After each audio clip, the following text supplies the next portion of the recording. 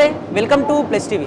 జూబ్లీహిల్స్లో దీనికి సంబంధించి బీజేపీ నుంచి లంకాల దీపక్ రెడ్డికి అయితే బీజేపీ నుంచి కనపడిన పరిస్థితి. అసలు బీజేపీ ఎటువంటి కార్యాచరణతో ముందుకెళ్ళబోతుంది, కాంగ్రెస్తో బీఆర్ఎస్తో ఎలా తలపనుంది, దానికి సంబంధించి మాట్లాడదాం. మనతో పాటు బీజేపీ సరూనగర్ కార్పొరేటర్ ఆకుల శ్రీవాణి గారు. అక్క చెప్పండి, ముందుగా బీజేపీ తరఫు వచ్చింది, అసలు ఎటువంటి కార్యాచరణతో ముందుకెళ్ళబోతోంది బీజేపీ?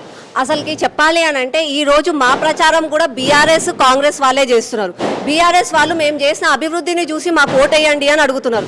వాళ్ళు చేసిన అభివృద్ధి ఏంది అన్నది కళ్ళ ముందు కనిపిస్తుంది. పొంగుతున్న డ్రైనేజీలు, ఓపెన్లో ఉన్న నాలాలు, ఎక్కడ పడితే అక్కడ రోడ్ల మీద గుంతలు, ఆ అభివృద్ధి కనిపిస్తుంది. కాబట్టి ఆ అభివృద్ధిని చూసి మా బీజేపీకే ఓటేస్తారు. కాంగ్రెస్ పార్టీ మేము చేసిన న్యాయాలు చూడండి, మేము ఇచ్చిన 6 గ్యారంటీలు తీర్చలేదు కాబట్టి ఎవరికి ఓటేస్తారో మీరు చూసుకోండి అని చెప్పి వాళ్ళే అడుగుతున్నారు. కాబట్టి అవన్నీ ఇచ్చిన హామీలు నెరవేర్చలేదు కాబట్టి కాంగ్రెస్ చేసిన ప్రచారానికి మా బీజేపీకే ఓటేస్తారు. ఎట్లయినా సరే కానీ ఈసారి గెలవాల్సింది బీజేపీనే. మీరు ఇందాక అన్నది బీఆర్ఎస్ కాంగ్రెస్ తో కాదు మా పోటీ కేవలం ఒక ఎంఐఎం ఓవైసీతో మాత్రమే. బీఆర్ఎస్ బొందలో ఉంది, ఎక్కడో భూస్థాపితం అయిపోయిన పార్టీ.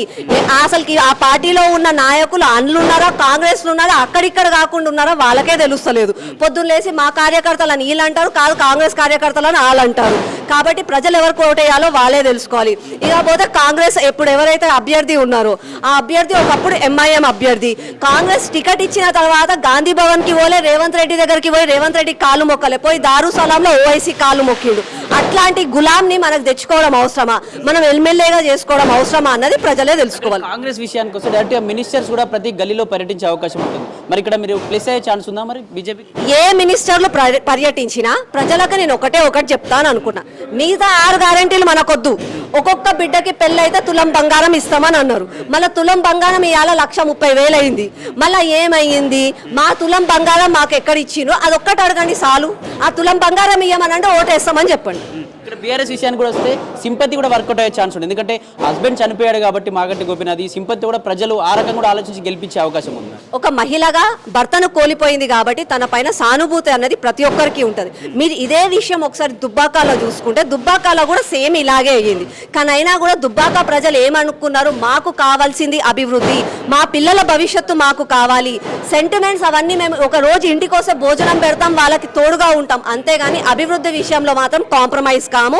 కాబట్టి ఈ రోజు మన జూబ్లీ హిల్స్ ని చాంద్రాయన్ గుట్ట, ఓల్డ్ సిటీ, మురికి కాలువల మధ్యలో ఉండకుండా జూబ్లీ హిల్స్ అన్నది హైటెక్ సిటీ పక్కన ఉంది.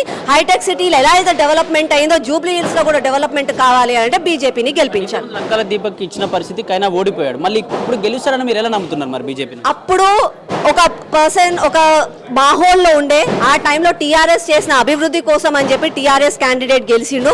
ఆ తర్వాత ఇప్పుడు చూశారు కాంగ్రెస్ చేసిన మోసాలను చూస్తున్నారు. టీఆర్ఎస్ పార్టీని గెలిపించిన తర్వాత క్యాండిడేట్లు వాళ్ళ సొంత లాభాల కోసం పార్టీలు మారింది చూస్తున్నారు. ఈ దొంగలను, ఈ దగాకోరులను, రౌడీలను గెలిపించే దానికంటే బీజేపీని గెలిపిస్తే అభివృద్ధి ఉంటుంది, నరేంద్ర మోదీ గారి నాయకత్వం ఉంటుంది, పిల్లల భవిష్యత్తు బాగుంటుంది. కాబట్టి బీజేపీనే గెలిపిస్తారు. చివరిగా జూబ్లీహిల్స్ ప్రజలకు, ఏదైతే ఈ డివిజన్ల పరిధిలో ఉన్న ప్రజలకి బీజేపీ తరపున ఏం చెప్పాలనుకుంటున్నారు? బీజేపీ పార్టీ అంటే ఒక కమిట్మెంట్ ఉన్న పార్టీ. బీజేపీ అనంటే పొద్దున లేసి దేశం కోసం సేవ చేసే పార్టీ. బీజేపీ అనంటే ఎక్కడైనా సరే మాకు అవసరం ఉంది అనంటే వాలిపోయే పార్టీ బీజేపీ పార్టీ. అట్లాంటి బీజేపీ పార్టీని గెలిపించుకోండి. జూబ్లీ హిల్స్ ప్రజలారా నేను ఒకటే అడుగుతున్నా, 100 గజాలలో ఉన్న ఆ పెద్దమ్మ గుడిని కూల్చిన కాంగ్రెస్ నాయకులు అదే ముస్లిమ్స్ మైనారిటీ వాళ్ళకి కబ్రస్థాన్ అడగంగానే 5 ఎకరాలు ఇచ్చిండ్రు. అంటే మీరు ఒకటి అర్థం చేసుకోండి, అంటే వాళ్ళు మన దిక్కు లేరు. మన దేవుణ్ణి కూడా కూల్చే అంత ధైర్యం వాళ్ళకుంది అని అంటే రేపు మనకేమి వాళ్ళు న్యాయం చేస్తారో ఒక్కసారి ఆలోచించుకోండి. ఈసారైనా ప్రజల కోసం, ప్రజల పక్షాన నించున్న బీజేపీకి ఓటేయండి.